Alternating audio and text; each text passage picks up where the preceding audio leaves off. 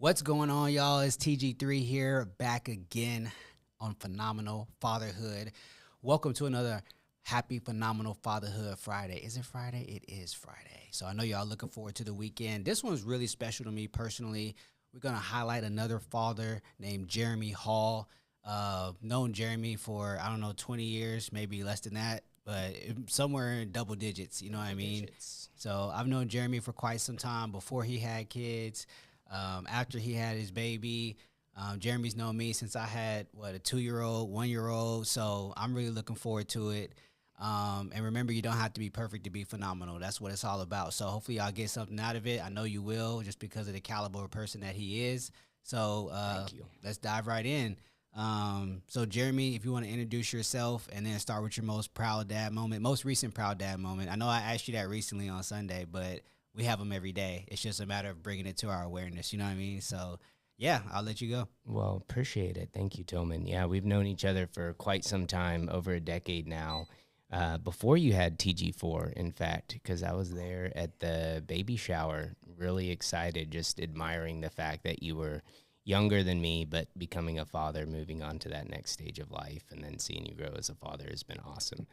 But Jeremy Hall, I am a practicing attorney in the Woodland Spring area. I've been practicing for nearly 15 years now, and grew up in the Houston area and went to school on the East Coast, Washington, D.C. for undergrad. I played college baseball, so that's a big part of my background, being a college athlete, and definitely has shaped my mindset a lot in business and what I do now. And Tillman and I got to know each other personally, and then we volunteered together as well on the 4th of July committee, the South County 4th of July Parade Committee, of which I was honored to serve for 8 or so years, and took over as the president in 2022 and asked Tillman to serve. And of course, he jumped in right away and was our media and marketing chair, a very special role to me because that's the role that I was in before taking over the president's chair, and did a great job. We put on the 4th of July parade in the Woodlands and worked together on that. And I've been involved in other organizations, served on the Meals on Wheels board, and then on my local HOA board. So board service is a big part of my life as well. And I am married to the beautiful Ruby Hall and have been for 4.5, almost 5 years now. In February will be our 5th anniversary. I'm not sure what element that is. I'll have to look it up before the anniversary comes. We've had paper, cloth, I won't try to name them all, even though there's only 4, but been married for 4 years and welcomed our daughter Remy into the world September 10th, 2021. So she is about to turn 3 here in a few weeks and has been looking forward to her birthday basically since the last one. Yeah. But she's a character. She's a handful. My mom used to call it the Terrific Twos, so to do away with the terrible moniker. But all of the challenges you can imagine when raising a 2-year-old, I am facing right now, as you well know, those challenges. So shout out to my wife, Ruby, and my daughter, Remy. I love them dearly. And I heard Tim Walls say, "My family is my whole world." And, that resonated with me a little bit. My family is my world, too. I think God gives us other responsibilities outside of our family. So I don't know if whole world, all-encompassing, is the right way to capture it, but they do mean the world to me and love them dearly, and just honored to be a part of the show as a father. Awesome, man. I appreciate that. So quick note real quick.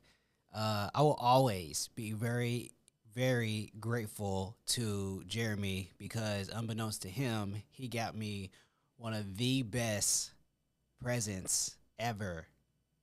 Because if you don't have a good swing for your baby that's brand new, you're not sleeping. That's a huge tip right there.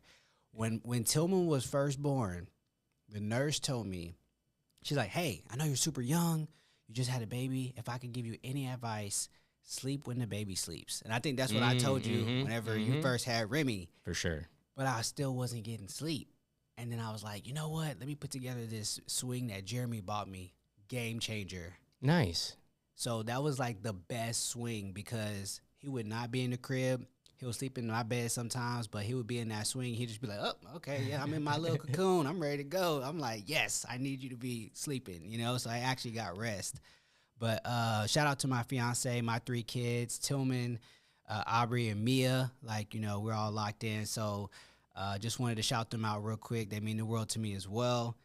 So if you're watching this, thank you very much. You know how I feel about you. And yeah, I guess the first question, well, your most recent proud dad moment for the terrific twos. What a spin that is. I'm going to be using that forever. That's right. Yeah. I watched the video of us at church at Woods Edge, filming some of the questions on stage, and it was great.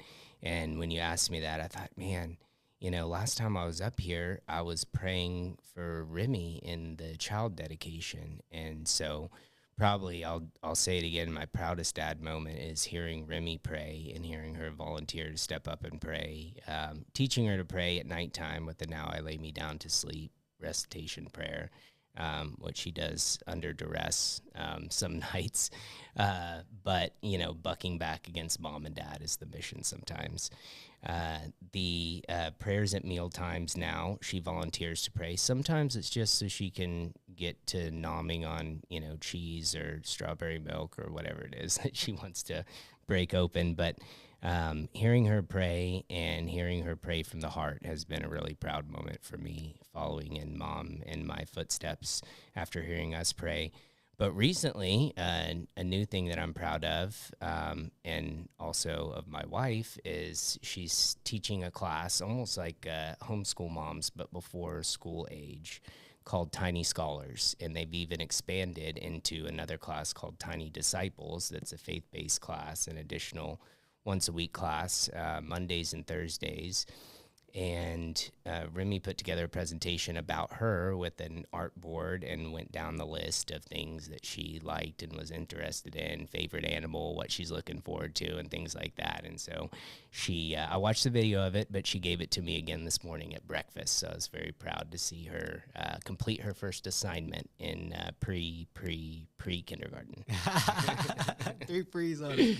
That's impressive, man. That is impressive for her to actually put that together and put thought into it. That's some of my best moments is like seeing them use their imagination, put it to use, and just to see what they come up with at these ages is just like, wow. Sometimes like it just floors you how they can even do that at such a young age. So, one of the questions I wanted to ask you is like, how did you feel when you first became a dad? Like, if you can go back into a time machine, obviously it was a couple years ago, but a lot of dads that I talk to, that's like a big concern, and which is good because right before you go on stage, you're typically nervous before you care. So when the baby is in the womb, you're typically on pins and needles. How am I going to be as a dad? All these different unanswered questions. How am I going to provide? How am I going to protect? It could bring a lot of anxiety and it could be very overwhelming for a lot of dads. And that's something that doesn't really get talked about. So, yeah, just kind of what are your thoughts on, that whole part of before you became a dad? What are some of the challenges that you face and how'd you overcome them? Yeah, thanks for asking that. I think just to echo your thoughts, I was really concerned when I knew I was going to become a father. And that's always been something that God has had on my heart, I think, since a young age, even though I never really articulated it, never really was out front with it, because it's not necessarily cool to talk about, getting married or having kids when you're with your boys. That's more of things that the ladies talk about and aspire to and are, I guess, more honest about in the end, at least than I was. But absolutely, when I got married and even before then, and of course, when Remy was on the way, I knew that that was God fulfilling one of the desires that I had for a long time. But also in my own humanity, just feeling like, I wasn't fully prepared, and knowing that you're never going to be fully prepared. I went through that whole analysis with marriage. Like, am I ready to become a husband? Because that is a very important role that God gives us and something that we should take seriously. I think even more so than our careers, our relationship with our wife, it starts at home. And then fatherhood, in a marriage, you have two people pulling equal weight, both striving towards the same goals, supporting each other. But in fatherhood or in parenthood, you're responsible for a little life. And there's a minimum standard. You want them to be a productive member of society and have a positive impact on the world, and not do things to hurt other people, be polite, things like that. But in a real sense, I feel like, kind of like I did with marriage, it's a calling from God, and you want to step up. And it's not that there's no second chances, because God always gives us second chances, but it's not the place to carelessly make mistakes when you're responsible for another life. I can deal with making mistakes in my own life and maybe beat myself up too much or strive to do better the next time. But imputing that on someone else and, not stepping up to do my job or making a fatal mistake in fatherhood is something, that's the ultimate dread. And so just feeling like, I was facing this almost insurmountable challenge. I always thought about it as, I forget exactly how I captioned it, but it's basically an irreversible, most important assignment that you're ever given, because once those wheels are set in motion, there's no returning them. There's no taking it back. There's no hitting the pause button. Nope. It's on. Yeah. So, I knew when we found out that Ruby was pregnant that I was going to be accepting this lifetime, irreversible, unpausable role in 9 months. And so God had been preparing me for a lifetime, but I had a 9-month sort of training camp to get ready to be a father. And was I doing everything that I needed to do? Was I prepared up until this point? Could I even go on a 9-month camp and be ready to be a father? Just not wanting to mess it up in a very human sense, but just wanting to do the best that I could do and what God called me to do. And so I would say that it's like marriage. It's like anything that you do that you think, man, I'm not really fully prepared. I don't have all my I's dotted and T's crossed and haven't checked all the boxes and read all the books, like Seth Rogen and Knocked Up. I haven't done all of my homework to be a father. Lord, how could you choose me? I'm not ready. I'm not worthy at this point. Let me get ready some more, and then maybe I can be. And so there's never that perfect time in your life. There's never that, okay, now I'm ready to green light fatherhood. It was greenlit already, so I was getting ready and just accepting my own imperfections. And some of the greatest lessons I've learned have been in fatherhood and accepting those imperfections, seeing different things that come naturally that are inborn through my daughter, and accepting things about myself that were really hard to accept before that. So to all the dads out there, or all the expecting fathers, potential fathers, dads and moms and dads who have it on their heart to have kids someday, you're never going to be perfectly ready. You're never going to have read all the right books or have done all the right things, but God will give you what you need. And so that's been the biggest takeaway for me in becoming a father. I love that. And you said something really important there that I really want to circle back to, is that, you're never going to be perfectly ready. I think every dad can relate to the 9-month boot camp. But I have a very unpopular opinion that I know some people are not going to like, but it is what it is. It doesn't sell as many books. But what I usually recommend to dads that are expecting, or even like you said, it's not really cool for us to be like, yeah, one day I want to be a dad, but guess Cool, what? bro. It is cool. It is. This is why we have Phenomenal Fatherhood. So some of the coolest people are dads. But my unpopular opinion is this. Now that I have 3, if anybody who's expecting children or they want to have children, my advice to them is start working on your distasteful habits now. Amen. Because more so than reading all the books is the simple fact that when they come into this world, they're such a sponge. And nobody ever talks about this. Like, they're going to be looking at you saying, oh, are you smoking? Are you drinking? Are you lying? Are you picking your nose? Are you picking your nose? Like, anything that is a bad habit of yours, trust me, you will be exposed.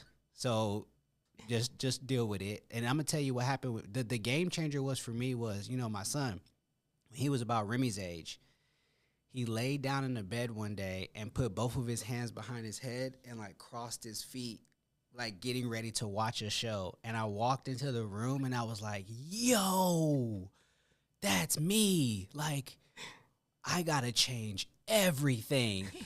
But if I would have known beforehand, hey, you might want to be a little bit more conscious about what you do and what you say and what you see and how you move, because they're going to be like unconsciously picking all that up. So I think that's even more important than reading all the books and being so prepared, like, because that's your own self-analysis, your own self-awareness of like, okay, is this action something I want my child to be doing? Just being conscious of it in the beginning is like a game changer.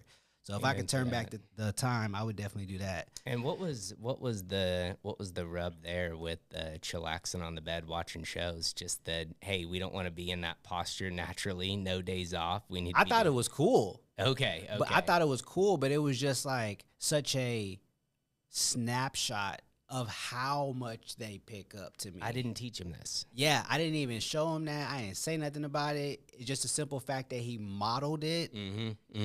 Just showed me how much more like he's really watching me more than I even think. You know what I mean? So that was like a really, really big eye-opening experience. It wasn't bad or good or bad or anything. It was just like, okay, wow, all right, I really got to watch like every action. So it just brought more awareness to it. Yeah, parenthood really holds up a mirror to yourself more so than really anything else you can do to yourself. I mean, if you're a reflective person, if you meditate and ponder, if you're open to criticism, which is one of my things to work on, and listen to other people around you, and you have people in your life that are brave enough to speak truth to you and you accept that, then you can be self-aware. But there's no self-awareness like you just described, like seeing your kid model something that you didn't teach, you didn't necessarily want to impart to them, but they just picked it up, or they were just born that way. And, that's kind of a different topic, but I'll just mention really quickly, seeing Remy, there's one moment she was at a restaurant and she dropped a toy and clapped her legs together and caught it. And I thought, it was kind of a similar moment. I thought, I didn't teach her that. And that's a catch. It's a catch with the feet. But it kind of changed my perspective when I reflected on it that, I always wanted to teach my kid baseball because that's what I played until I was 23.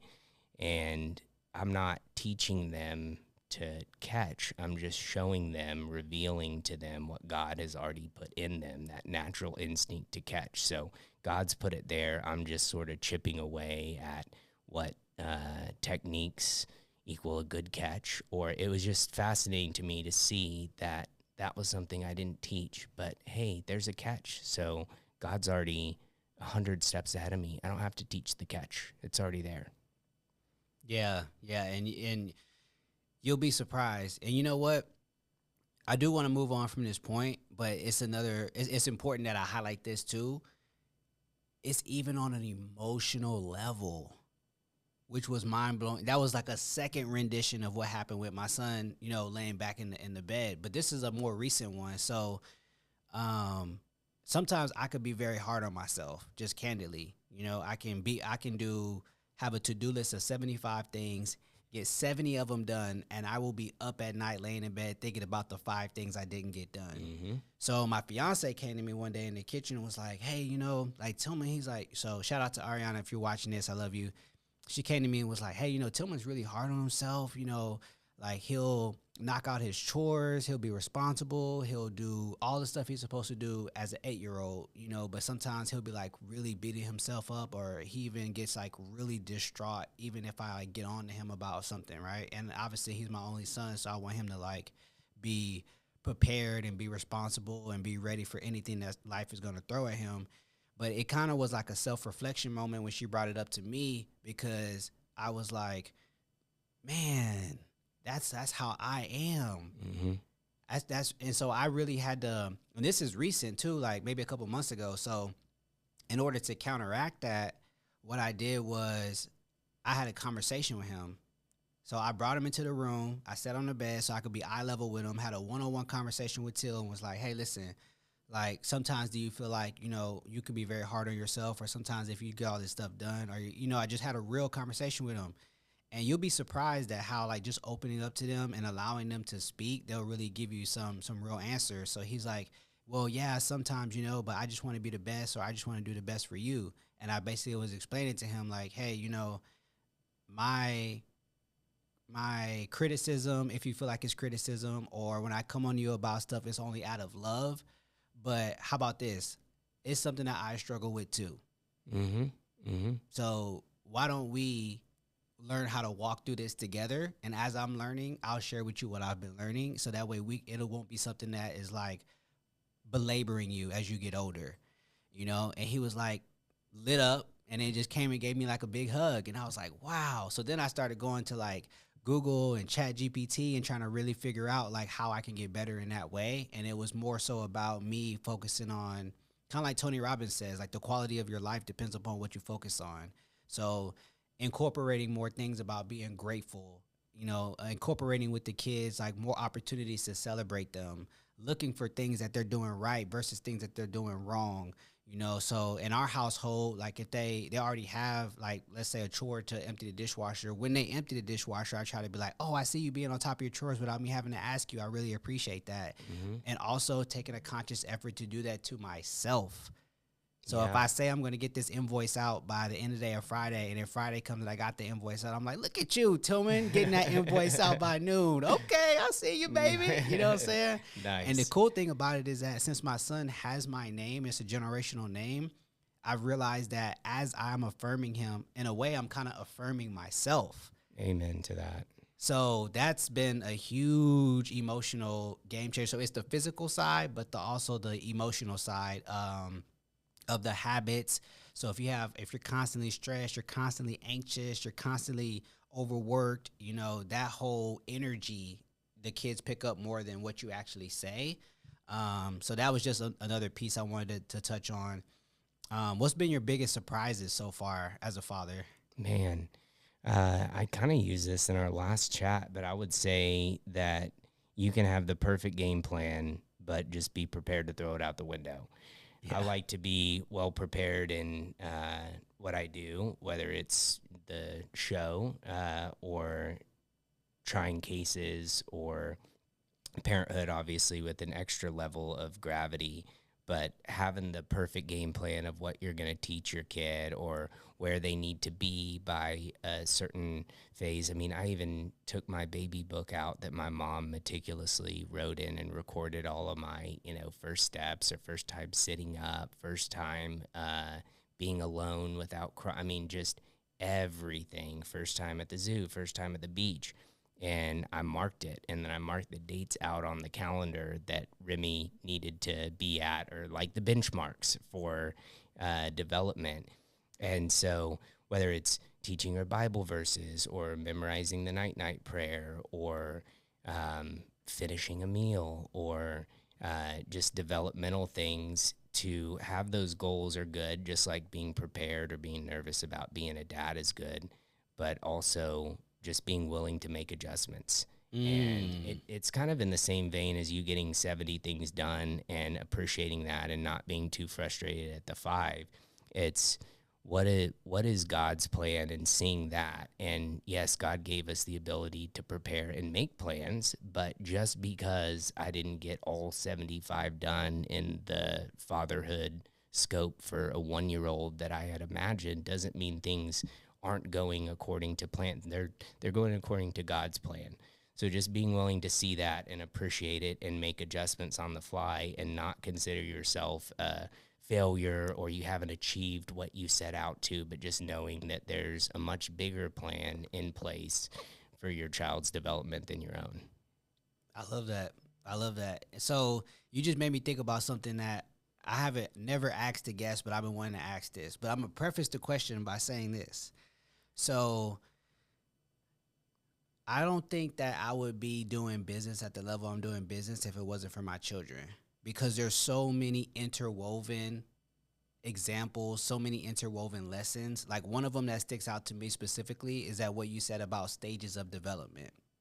So different businesses go through stages of development, and I don't think that as a young man in my 20s I really understood that when it came to business. I know in the Bible it talks about seed time and harvest, but I wanted stuff to pop off now. You know what I mean? I'm like, I'm ready to get it going now. I want to make $10,000 a month now. I want to make $15,000 a month yesterday. You know what I mean? Right. But with children, it's like you have the embryo, you have the infancy, you know, then they go to toddlers, they have preteens, they have teenagers, they have these different stages of development, and each one has its own, you know, pros and cons and its own challenges. So professionally, I've always known you to handle things at an extremely high level. You're always extremely prepared. Thank you. Even when you feel like you're not prepared, I'm like, dang, this dude's the most prepared person I know. What am I doing with my life? You know what I'm saying? Thank you for that.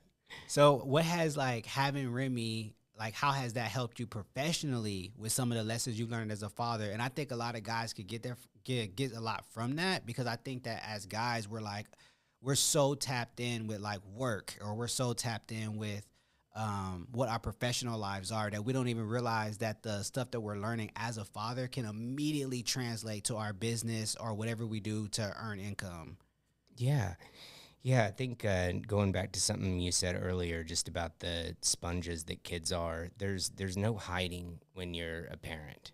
When you have fully actualized, developed, perfect household with two loving parents who have all the time in the world to spend with their kid, yeah, it can be easier. And I can't act like I'm with Remy 24/7 or even the primary caretaker. So there's really no hiding from mom.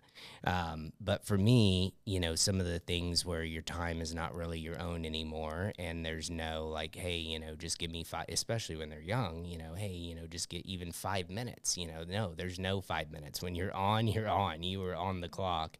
And so just being responsible with my time.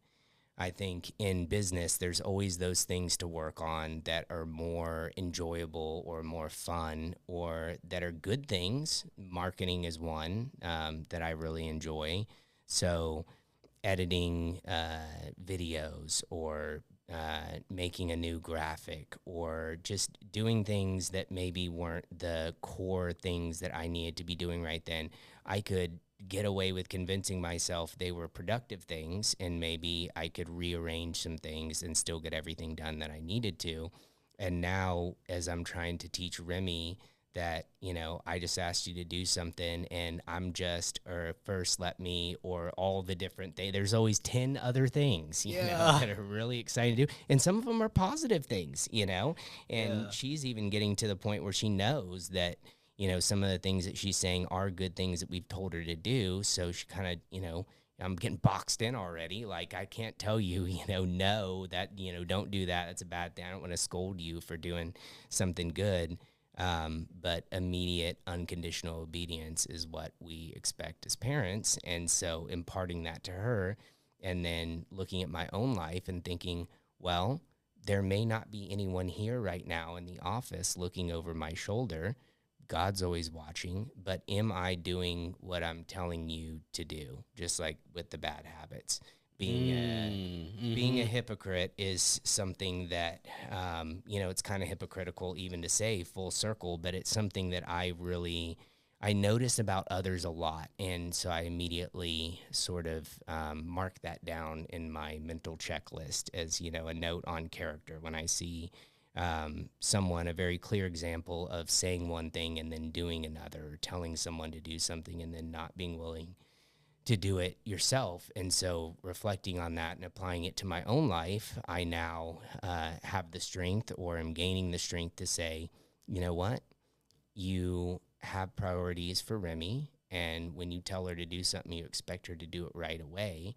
And is this the thing that you need to be doing right now? It may be a good thing, and you may be able to give yourself a small pat on the back, or sort of pat your conscience and say, oh, well, I'm still doing something good, but is this the number one thing that God has called me to do right now? And even if there's no one watching, I need to do it. I've got to step up, because that's what I expect. So it's a reflection on myself, and being responsible with my time, and being immediately obedient to what God's told me to do.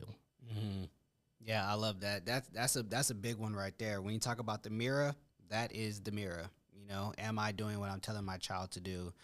So another thing that a lot of dads struggle with that I want to get your opinion on, especially as a high performer, is that I heard one time that Kobe Bryant said he had to create the black mamba on the court in order to create a gap in between the two identities of the person he had to be in his professional life versus in his personal life. So, how have you found ways to kind of handle that? I know a lot of guys struggle with that. Yeah.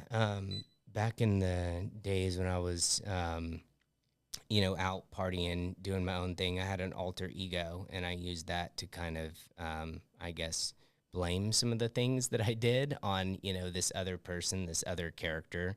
Um, I won't go into too much detail about that, but that was, I guess, my early life example of that separation. Very similar to the Mamba. It's an alter ego. That one wasn't doing too many good things. It was basically taking the rap for things that I did that I wasn't necessarily so proud of. But yeah, having that, I think that psychological separation can absolutely be helpful in sort of getting into character for things that you do in business. Now, not too much separation where you have this, other person, because God made you who you are with all your imperfections, and, getting nervous about something, like you said, just means that you care a lot about it. And everybody's going to get nervous and have butterflies and all of that. And in sports psychology, I've heard it's making the butterflies fly in formation, just knowing they're going to be there, making friends with it, making friends with the feeling, and then just knowing that you're going to strap up and do your job, harnessing that excitement to do the right thing. And I was fortunate to watch my dad in his professional career growing up, and I always marveled. He worked with a lot of attorneys, and that's probably one of the big reasons why I became one. He had a lot of respect for the legal profession, and seeing him and seeing how he treated people with politeness, with respect, but also just like Jesus was not a pushover. He was a very strong individual, to be able to step up and make your point or insist on doing the right thing or do the right thing, even when you're the only one, when the whole room is on the other side and you're on the opposite side, is something that I have taken a lot of strength from. So, doing that in business, business a lot of times, as you know, is very cutthroat, and it can be, a boys' club, and there can be things talked about in business circles, especially among guys, that are not edifying to God and is not something that God wants you to be doing with your life. So to be that example of someone who can be successful, who can step up and do the right thing, who can be a strong man, but also be humble and be gracious and be polite and all the other things that I expect of her, has been a new challenge. Most definitely. Yeah. And I think one of the biggest things about parenthood in general is like, well, I would say more so for dads is just accepting that challenge, like it's going to be a challenge, but are you willing to accept the challenge and everything that comes with it and just know that no matter what, like God's going to have your back and you're going to figure it out. You know what I mean? That's really all it is to it. Cause if you love it that much, then you're for sure going to figure it out. So I got some rapid fire questions for you. Okay. First one being your favorite activity with Remy. Ooh, lately it's been swimming. She loves to swim. So jumping in the water, doing the backstroke raptor, and diving in grandpa's pool and just seeing her swim across from one side to the other with the floaties on. But that's a lot of fun. Hey, that's impressive. At two, best advice you receive as a father so far. Oh, well, the advice you gave me is sleep when the baby sleeps. So that was a really good one. And I took that to heart, because the instinct is to be doing stuff, all the stuff that you couldn't do when they're, hanging onto your leg when they sleep, and just giving yourself that grace to rest, but also expect the unexpected, kind of like I hinted at earlier. I would say the overall thing is, listen to those around you with wisdom, people like you, people like your own parents, other parents, people in church. Every cliche that you ever hear about parenthood is absolutely true in my experience. Yeah, I agree with you there. What would it be? Oh, well, one word to describe fatherhood. Mm, challenging. I know that's right. So yeah, I guess that pretty much wraps up for today. You know what I mean? In closing, you can let the people know how to reach out to you. If there's any other attorneys out there that are dads that I've specifically came across one recently that was telling me he has a hard time burying himself into work so that way he avoids the house because it's like so overwhelming for him. So how could they reach out to you, or even if you want to touch on that for a quick second, and then go from there? Yeah, if you'd like to reach me, I'm at jeremy@hallfirm.com. That's my email, and 281-465-4065 is the office number. I office at 819 Crossbridge, which is right at the Hardy N45, and I have my own law practice, the Hall Law Firm. I'm a sole practitioner. I litigate, I try cases, civil litigation, some family law, and I do a lot of business transactional work, helping entrepreneurs with startups. So those are some of the business-related things that you can connect with me on if you are in need. And any questions about fatherhood or just wanting to share anything, any feedback, I'll look at the social media comments for sure on this show. But I'm not on social media. I was an early adopter, and I'm sure we'll be able to get into that another time. But yeah, suffice it to say, I've stepped away. My wife keeps me updated on social media. But if you want to comment on something, I'll be sure to see it, and maybe you'll get a response from Ruby Hall. But my email address, we'll probably drop it in the show too, is a great way to get in touch. And if you're looking for a community, I'm at Woods Edge Community Church every Sunday, 11 a.m. in the main sanctuary, and then on Wednesday nights for the prayer service at 6:30 p.m. as well. Love it. And any final thoughts for any fathers out there? You're never going to be ready, but it is not only the greatest challenge, but it is absolutely the greatest joy in life, and so many butterfly effects that I can't even begin to articulate, not only just in enjoying life. Yeah, your time is not your own and you don't have any more free time, but you don't want to. You don't want to go back to the life where you could just do whatever you wanted, because you have so much joy in seeing your child grow. And then in the things that we touched on with personal development, there is nothing that will jumpstart your personal development like having a kid, having that little sponge and that mirror into your own life. So God gives us the gift of children at different times in our life, and whatever time in your life that you're in right now, facing the challenges of parenthood, God put you there for a reason, and he has a plan. 100%. Yeah, and it's definitely a gift, I forgot what the number was on. It's like being born now is like 1 in, 7 billion or something crazy like that. You go look it up. That's your homework. Leave it in the comments. You know what I mean? It's like 1 in something billion people are even born. Like, it's like such a miracle to even be born and be alive. So it's incredible. But yeah, so I hope you guys got a lot out of the show. My name's Tillman. I go by TG3. You can follow us at Phenomenal Fatherhood. We're on Instagram, TikTok, YouTube, almost all social media platforms. We're on Facebook there. So be sure to like, comment, and let us know. Like, if there's anything you want to hear about that we haven't touched on, drop a comment, drop a question. If you got value out of it, like it, share it, help at least another father out there, because the real value in the community is bringing more exposure and highlighting fathers that are doing a fantastic job, like Jeremy. And also the fact that, like, we show up, you know what I mean? I know there's a lot out there that are for moms, but tap in with the community. We also have phenomenalfatherhood.com. We have the shop there as well in case you want to get the gear that unlocks the phenomenal father in you.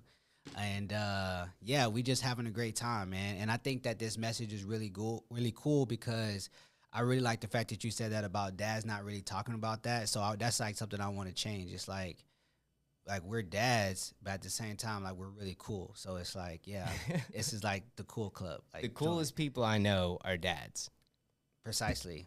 Look at The Rock. He's cool. So I almost look at the single guys now, or married guys without kids, like, oh man, like, I can't wait till you get there. Like, Yeah. we're not quite part of the club yet, but once you're in it, you'll get it. Yeah, yeah, and it's like, and the funny thing about it too is that, like you said about the timepiece, when you have your kids, it's so interesting because you'll be like, oh, I want to drop them off. And then as soon as you drop them off, it's like you missed them. You know what I mean? And then when you have them, you're like, oh my gosh, I just need a break for like 5 minutes. Yeah, And then you drop them off, and then you're like, dang, I missed them so much. The grass is always greener. Yeah, in a kind of raw, exposed, men are people too.